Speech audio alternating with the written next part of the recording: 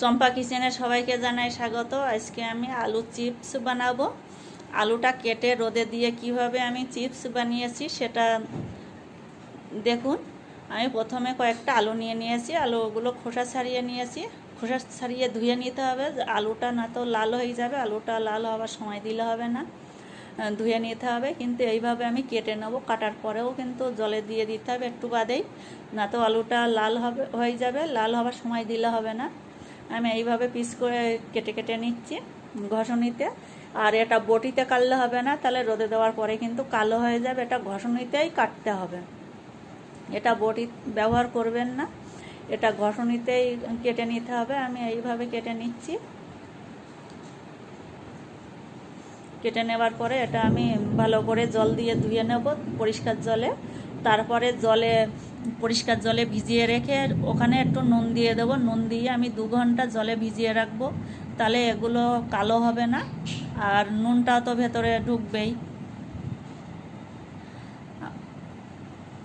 রোদে দিয়ে এইভাবেই এই চিপসটা ঘরে 1 বছর পর্যন্ত রাখা যায়, সারা বছরেই রাখা যায় ঘরেতে।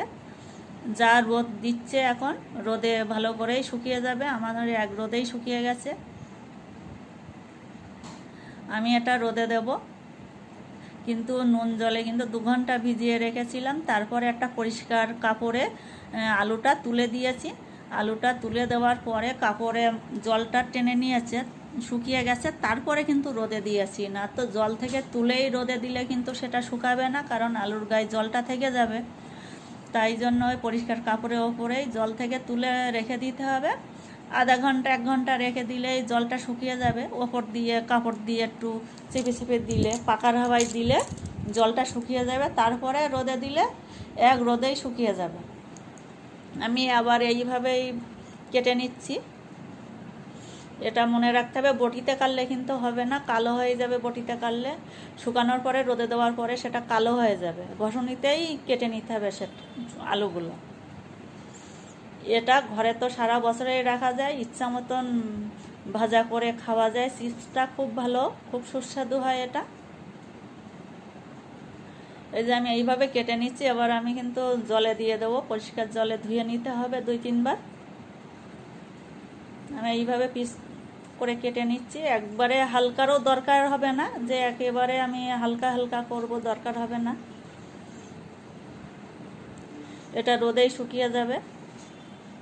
এবার আমি জলে দিয়ে দেবো, কেটেছি যেগুলো সেগুলো আমি পরিষ্কার জলে দিয়ে দিচ্ছি। এটা ধুয়ে নেবো, জলটা কিন্তু আমি ফেলে দেবো, দিয়ে 2-3 বার ধুয়ে নেবো, জলটা যতক্ষণ পরিষ্কার না হচ্ছে। এটা আলুর রসটা যেহেতু আছে, তাই জন্য জলটা দিয়ে আমি আরও কয়েকটা কেটে নেব। জলটা ফেলে দেবো, এতে আমি আরও কয়েকটা কেটে নিয়েছি। দেখুন কত সুন্দর লাগছে। এই মেশিনে কেটে নিয়েছি আমি, এই ঘষণিতে কেটে নিয়েছি আমি।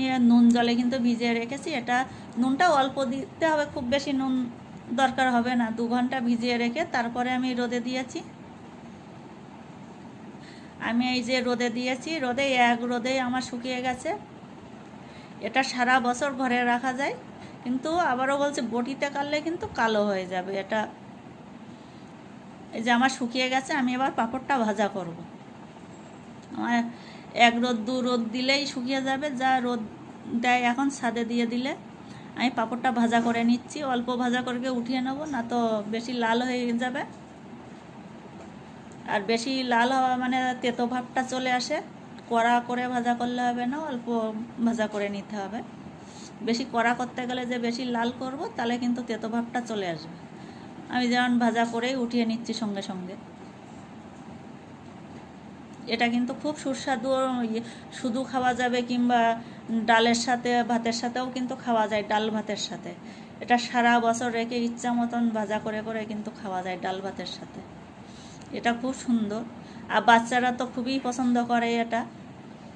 সন্ধেবেলা টালা চিপস খেতে বাচ্চারা তো ভালোই বাসে।